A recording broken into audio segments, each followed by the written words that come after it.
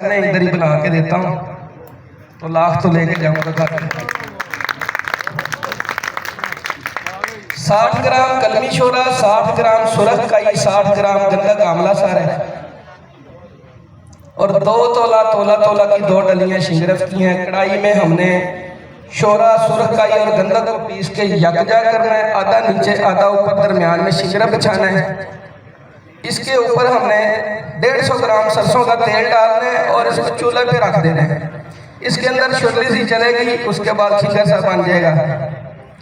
यहाँ से शिंगरफ निकालेंगे, पीस लेंगे। पीस के शिंगरफ को 7 पुदीने के साथ खरल करके 1 तोला चांदी के पत्थरे के तराशे बनाएंगे।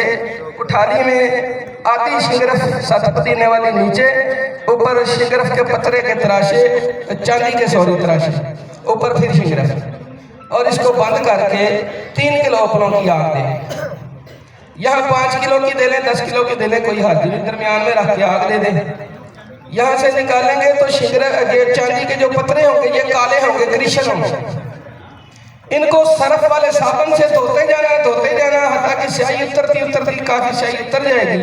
तो इस एक पत्थरे की कसवट्टी पे कास लगाएंगे तो 24 कैरेट रंगीन लगेगी।